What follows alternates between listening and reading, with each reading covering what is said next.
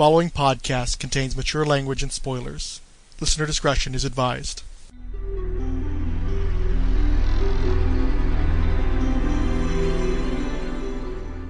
So that means we need to talk about Superboy as a concept. And I'll tell you what, I didn't care about Superboy. As a kid, The Adventures of Superman as a boy never appealed to me. It didn't hurt that those stories were always drawn. I don't want to say with lesser lights. That's not fair. That's pretty rude, in fact. But definitely a lot of retirees. A lot of guys who were not the style, the flavor that was preferable in the 1980s. As an older man, I've come to appreciate guys like Kurt Schaffenberger. At that time, it was kid stuff. I wanted nothing to do with it. And of course, these were kiddie stories. They were stories about Superman before he really fought major villains. He was working out of a small town. It's like, there was nothing there for me. I didn't appreciate that stuff. I think the Superboy is one of those ideas that only appeals to people who are already fans of Superman, at least in that concept, the concept of Clark Kent, Kal-El as a boy. You've already got to be a Superman fan first, and so you're never going to have as much popularity with the Superboy idea. One thing that did make Superboy much more palatable to audiences was the connection to the Legion. They introduced the Legion of Superheroes in, I think, the late 50s or so. And this was the idea that Superboy was going to go off to 1,000 years in the future and hang out with teenagers that were inspired by the legacy of Superman to become superheroes themselves. And there were all these different characters with all these different powers. You know, that's definitely candy for babies like me. Kids love the idea of just like tons and tons and tons of heroes and more expansive universes. And because distribution of DC titles in my area in the 80s was garbage, I didn't get to read a lot of Legion stuff, but they had some great artwork and some cool house ads, and so I'd always had this pent up desire to read Legion material. And having Superboy have these adventures 1,000 years in the future, it gave him an angle they didn't have before, because how do you have a character in distress if you know that he's going to survive and grow to become the great superhero that everybody knows? But if he's hanging out with a bunch of other kids, those kids could all be in peril. He might have plot armor, but nobody else does, and because it's 1,000 years in the future, there's nothing you couldn't do potentially because it hasn't happened yet. The only spoiler is that the Earth manages to exist 1,000 years in the future, but again, they'd already introduced the DC. No, I guess actually they hadn't introduced the DC multiverse. The Legion predates the multiverse. And also, let's be honest, part of the draw of the Legion is the knowledge that this is 1,000 years into Earth 1's future, Earth Prime's future, Earth Zero's future, whatever you want to call it. This is where the DC universe is going to end up 1,000 years in the future, the one that matters, the canon one, which we're going to come back to later on. So association with Superboy makes the Legion more relevant, more canonical, because obviously the stories matter if they're in Superman comics, even though it's just the adventures of Superman as a boy. And then Superboy can have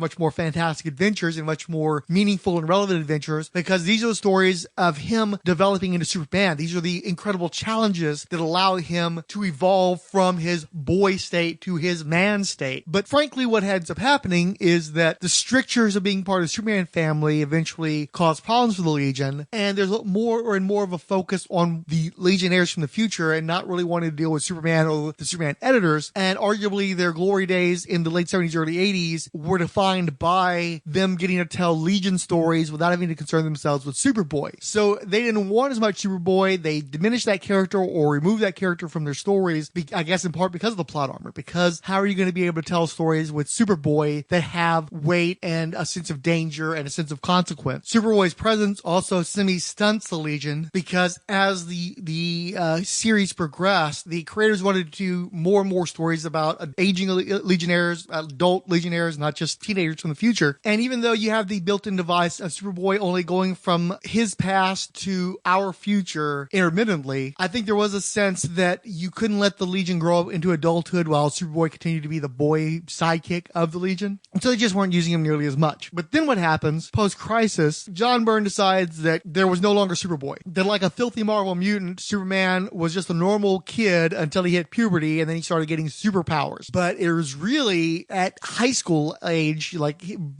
was at the point where he was ready to graduate before he got his powers. So he was a normal guy who had no idea that he was anything but a farm boy from Kansas until he was about 18 years old. Now, when I read that stuff as a kid in the mid 80s, I didn't mind it because I never particularly liked Superboy anyway. As I've gotten older, as I've had a greater command of history of comics lore, and the cultural impact of Superman, yada, yada, yada, I've gone back on that because having him just be a regular Earth boy who gets his powers at 18 is boring because he's just like us until he gets the greatest powers in the world. And he's such a salt on the earth a dude that it doesn't really have an impact besides the fact that he just runs around and saves everybody.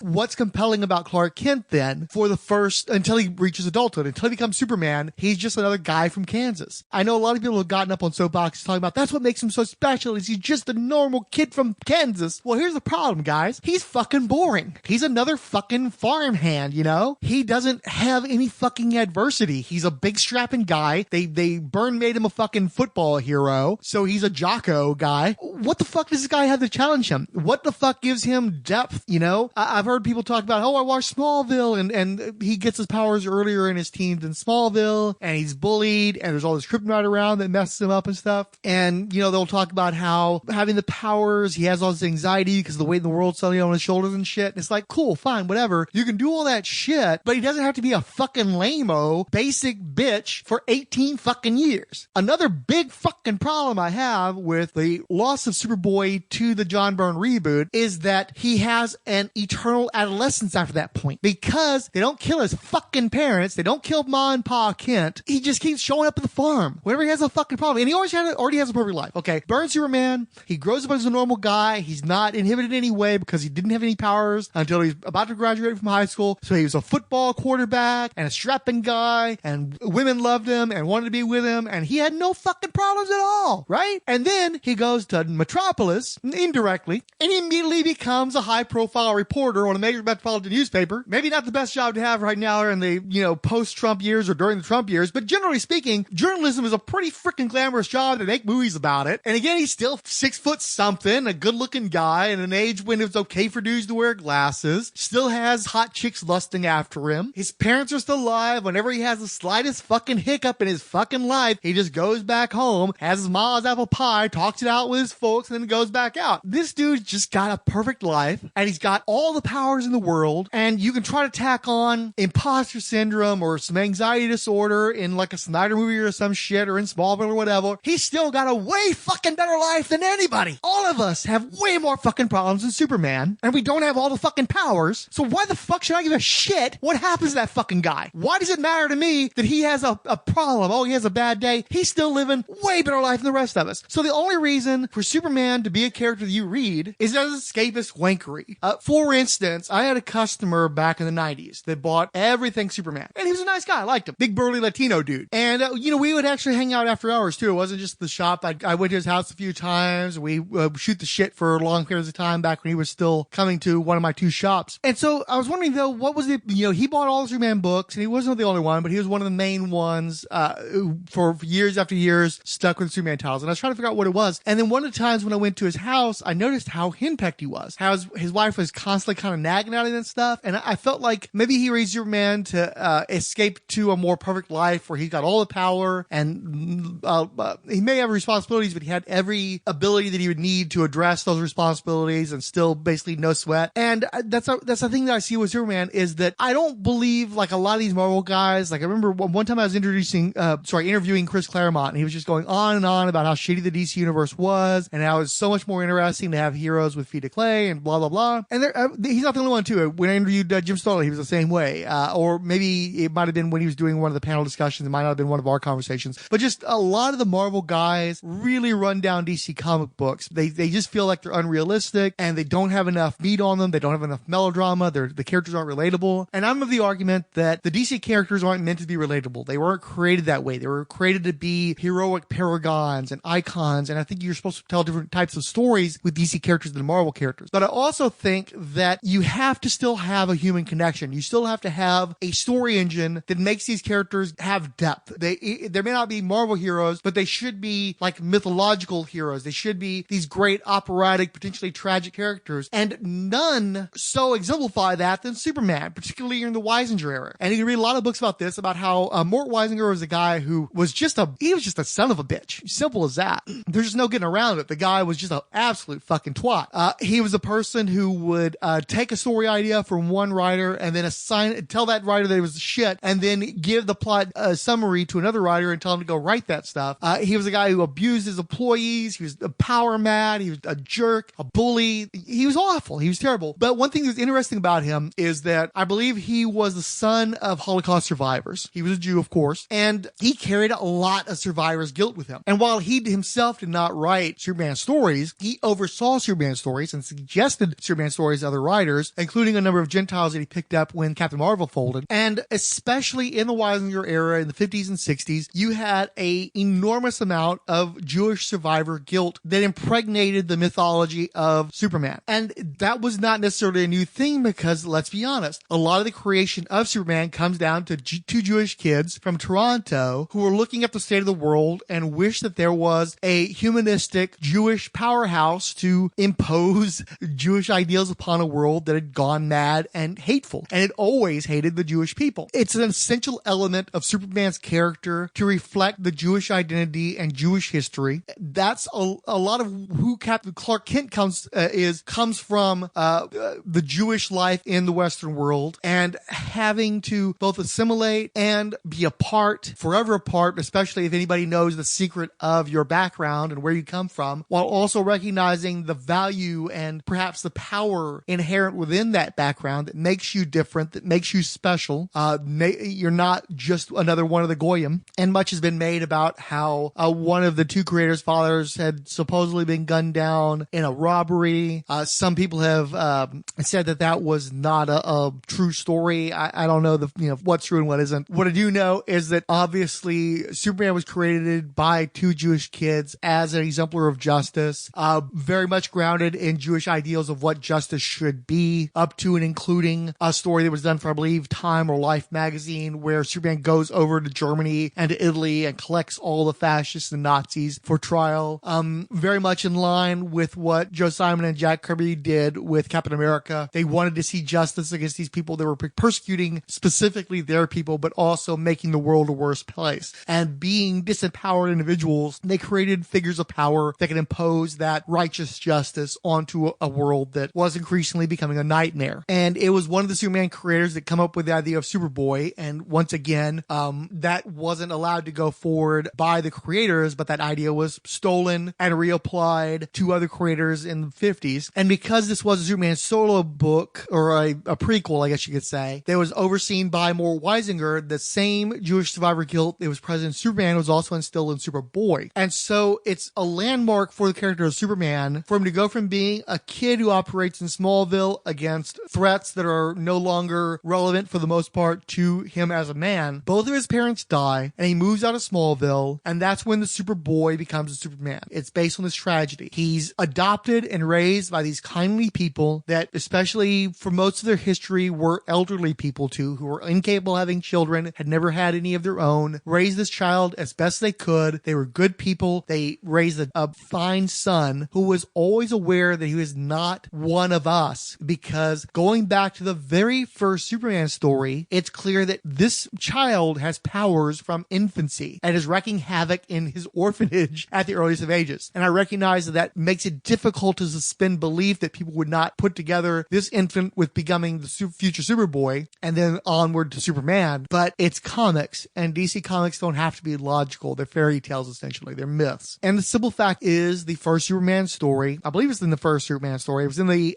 Superman #1 Treasury Edition that I had, they show him rocketed to Earth in the orphanage and then adopted by the Kents. Now, later on, you have the retcon where the rocket landed in a field and the Kents basically grab this kid, run off, and pretend like it's their own child, which frankly is a good fix. Great. Okay. He never was in an orphanage. He just was adopted by the Kents, and that's why nobody knows that he's Superboy. Cool. Whatever. It doesn't change the fact that the one of, if not the very first stories ever told in Superman, because I believe the origin was right there, right? Was it in the first story? It was early on. By the time you get to Superman #1, it's there. It's the first story. You're introduced to not Superman, but Super Baby, who will grow to be Superboy simply by virtue of the fact that we know this infant has powers from jump. And because he's different throughout his life, there's never this moment where he discovers he's from Krypton. He always knows he's different. Now, we don't know, or I'm sure there are a variety of stories in which this occurs, when the Kents explain to Kal-El, his heritage. Maybe they did early on, maybe they waited until teenage years, maybe they waited to adulthood. Regardless, he's confronted with the fact that the person he was raised as, the environment he was raised within, is not native to him. And most especially if he has superpowers from birth, he has to be consciously aware that he's different from other people, and he also has to consciously avoid harming people around him. He has to be, infants and children are very egocentric. They are not very good at being aware of the feelings and needs of other people. It's all about them in the early years of their life. So a lot of what factors into creating a Superman comes from the care and the potential for harm that comes with having been raised as a super baby and a super boy. You get Superman because he has to learn as early as possible what he should not do because of what he is capable of doing. And it will impact on his views of all of humanity based on what he could do that they could not do and the harm that he could do to them intentionally or inadvertently. He has to learn to be a better human being than any person on this planet by virtue of the potential harm he can cause to any individual on this planet if he's just not careful, if he's just not considerate. And it's not as if I want to disregard or diminish the quality of nurture with regards to the Kents. In the same way that I wouldn't want to diminish the impact adoptive parents in the real world can have upon children or foster children, whatever the case may be. But obviously Superman is an exceptional individual who has to be reared under exceptional circumstances to become the being that he is with the extraordinary powers that he has. In the Weisinger era, they made a point of instilling in Superman a longing and desire to have been a part of Krypton. And that's perfectly natural because having grown up on Earth with all of these Kleenex people, to have the opportunity to be with people that could meet him both physically and intellectually, because in the Weisinger era, he was also a super genius. And so virtually no one else on the planet could intellectually stimulate a super brain. And it's one of the reasons why it makes sense for him to have his complicated relationship with Lex Luthor, who for being on the planet Earth is as close as possible to understanding and thinking in a way that a Kryptonian would. But in the Weisinger era, he had this great longing for a place like that where he could belong, which makes more sense if it was something that was a part of his character from the onset that's formative. And of course, there's a bunch of stories where he goes back to Krypton. And of course, since Krypton is doomed, it never works out. So that gives him a great deal of pathos. But also, it's important that his parents die because in all those stories before the Byrne era, he doesn't have parents. He doesn't have anyone. He's alone. That's why it matters when Supergirl finally shows up, because there is literally no other being on the planet Earth that is in any way similar to Superman until that occurs. And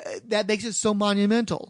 There are so many people in our own lives who are essentially alone unless they can manage to find one or more people that can actually understand them and relate to them and support them and frankly tolerate them under certain circumstances. I think that that's very relatable to a portion of our population. But setting all that aside, just textually, you need to give Superman character and you need to give him vulnerabilities. And everything that people who like Smallville or Snyderverse of Superman say they like about that character and his vulnerabilities and his ambivalence and his questioning, you can have all that and still have it be a part of the Weisinger conception of Superman, which itself is just a progression of the Simon and Schuster Superman, which is a long-winded way of saying that you need a Superboy and you need a dead Ma and Pa Kent. And when Byrne decided to give Superman Clark Kent, who is never, ever Kal-El over the entire course of pretty much every Superman comic book going back to 1986, thus robbing him of his primary distinction amongst all of superhero characters besides being the first one, and everybody having to tell you he's the greatest superhero instead of you feeling it in your heart and having that instilled in you through stories. They just have to tell you he's the greatest, even though he does nothing to fucking validate that in any comic books from 1986 onward. You lose a lot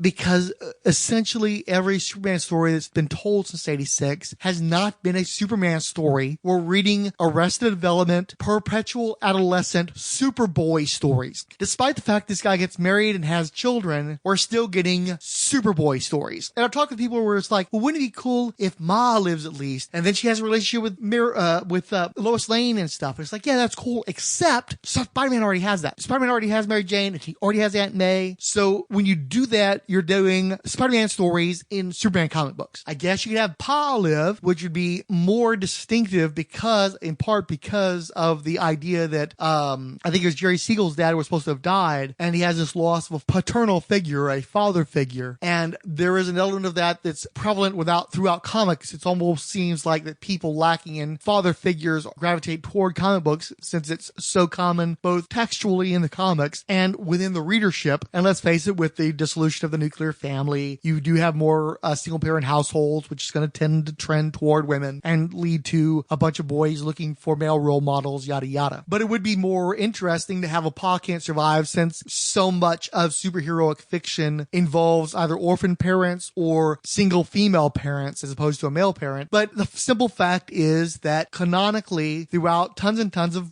comic books that have been produced, among the most heavily circulated and read comic books in the existence of the medium involves dead Pa and Ma Kent. Okay, so they need to die as far as I'm concerned, canonically and for the good of the storytelling. But again, we get back to the problem of DC Comics in general, but specifically to Superman and the Legion, is you've got a perpetual Superboy who, because of the lack of Superboy in the Byrne reboot, can no longer have been involved with the Legion. And so you have this pathetic band-aid of there being a pocket dimension Superboy. I think he might have come from the same dimension that the protoplasmic Supergirl came from. I don't know. That's the one that the Legion were having adventures with, not the real Superman, which, okay, fine. That helps. That's a little continuity implant so that when you're reading those Silver Age stories, you can go, oh yeah, that was Pockets Universe Superman. But he caused all these problems because obviously when you have this reboot, how can the Superboy Silver Age stories be in canon and therefore the Silver Age Legion stories being canon, but there was never a Superboy in the main DC universe and Superman did not have much to do with those characters. And so what happens is one of the big selling points of the Legion is a vision of the future of the DC universe 1,000 years removed, but they're unmoored from that history because they never had adventures with the real Superman, and the real Superman was never a part of that team.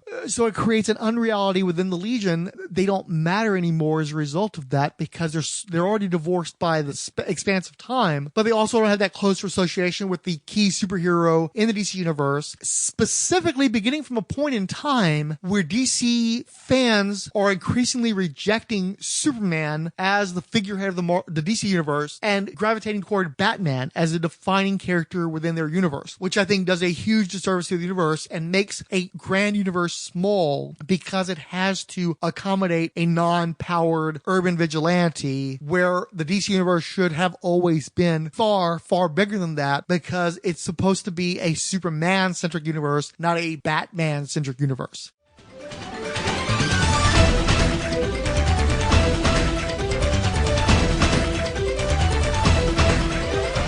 Wizard magazine was never not problematic. The more popular the magazine got, the more it defined fandom in the time period in which it was popular. And the misogyny and broy misanthropy of Wizard really reflected a toxicity in nerd culture that has needed to be reckoned with for a long time. It's something that I, as an old school fanboy, didn't appreciate and was blind to for way too long, especially once you had cosplay come into the conventions, which led to various forms of sexual harassment and just plain creeping. And I remember years ago I did a blog post where I felt like that was an outside agitator thing in my ignorance. You know, it wasn't the old school comic book guys and fans that were doing this fucked up shit. It was obviously these normies that were just invading our train. And clearly I was a fucking moron. There's always been, if anything, an appreciably more misogynistic and racist streak within mainstream comics than perhaps in the larger culture. Let's face it, this is a medium that attracts nerds. Nerds are not necessarily the most socially adjusted, well-adjusted people. And when you add scantily clad ladies and outsiders, quote unquote, fanboys have a demonstrated capacity to just be the absolute fucking worst. Look no further than all that shit with Star Wars recently where, hey, a black lady who calls out a portion of white people for being really overtly racist just gets piled on by motherfucking racists. The shittiest, small-dicked motherfuckers on the entirety of the internet. Fucking inverse peckers, you fucking motherfuckers. I don't understand how you could have a medium, like let's take Star Wars, for instance. This is a concept about essentially space knights. So you expect chivalry, and because they have a monk aspect to them, you expect a even temper, not letting the emotions get overwhelming you. And these absolute cunts are so hyper-reactive and just hateful to all things that are not white male. Never mind the fucking gatekeeping that tries to deny that anybody who's not a white male has a space in this fucking fandom. I'm disgusted and embarrassed to be peripherally associated with any of that fucking bullshit. And I'm also supremely disappointed in myself for not recognizing those lapses in the character of fandom sooner. And I know I can come off as quite the scold. I definitely am. Let's just own that shit. I am not a perfect human being by any stretch of the imagination. I am a deeply flawed individual, and I try to be aware of that, and I try to not only correct those self-loathing, triggering qualities, I try to mitigate that myself, and I'm also such a vocal finger wagger because I honestly want to draw attention to the things within myself and my community that I had at one point been blind to the attention of people, particular people who need to fucking tighten their shit up and work it out. Quit being the fucking worst, for fuck's sake. So again, I'm no paragon, but I want to be better, and I'm not going to shut up about the need for my fellows to be much, much, much better than they are. And the reputation of Wizard Magazine is certainly marred by their popularizing of a lot of squicky bullshit, punching down lowbrow jokes, pandering to a lad mag culture. But again, it was the 90s. If they were blind to a lot of their bullshit, I can't call them on that because I was blind to a lot of my bullshit too. But one thing that Wizard did do that I appreciated was that despite them ignoring or slagging on DC Comics for much of the 90s, they enthusiastically jumped onto the Morrison Porter JLA bandwagon. They got out a special promoting the qualities of JLA and that Silver Age revivalism. Like, I think around issue 5 of JLA, it's like as soon as JLA was coming out, they just had the nerd boners for that and were immediately seemingly working on a special to help promote JLA. And I do think that JLA helped move DC Comics in general to a more positive place after a lot of pandering in the early part of the 90s. And one thing they definitely harped on in JLA was the, second or third story arc in the series where the JLA literally have to fight angels, specifically very biblically. Superman was wrestling with the angel Asmodel, and I dig it. You know, I like the stakes of that. I like how that plays into DC's strengths of being very iconic and being very mythological. I think the design of Asmodel is interesting. This is an archangel of what they called the Bull Host, big burly character with eyeballs all over himself. DC has always been a company that played around a lot with Judeo-Christian mythology, and it's interesting to see their pop cult pantheon go up against literal figures of religion. You know, I'm sure there's a sect of Christianity that would have a problem with that, but I dig, you know, I mean, it's part of the New Testament is you do have these fallen angels and you have these rebellions in heaven, and Asmodel is just a modern incarnation of that, and extraordinarily powerful character with a rich lore of religious mythology to draw from. I'm surprised that Asmodel didn't become more of a mainstay at DC Comics. Morrison used them twice, both in JLA and then a spin-off miniseries focusing on the Zoriel angelic character. His intention was to make Zoriel a modern age Hawkman, but that was mostly sidelined. And then after that, nobody seemed to know what to do with Asmodel. He popped up in like Day of Judgment and a few other odds and sods places. He's a fallen angel. You would think that, I mean, let's face it, Lucifer is a fallen angel. You would think that Satan would be a formidable figure perpetually in any mythology that he's drawn into, any continuity he's drawn into. But because there's no scriptural basis for Asmodel, to my knowledge, he's just some random angel guy that people people slag on essentially. They don't do a lot with him. And I think that's unfortunate because it's a character with a lot of potential weight, not necessarily earned, given that a lot of that comes just strictly from the Bible and from people's faith. But he seems like a pretty serious dude. And because of those ties to formal religion and world mythology, I expected more from Asmodee, and I'm sorry that he wasn't treated better.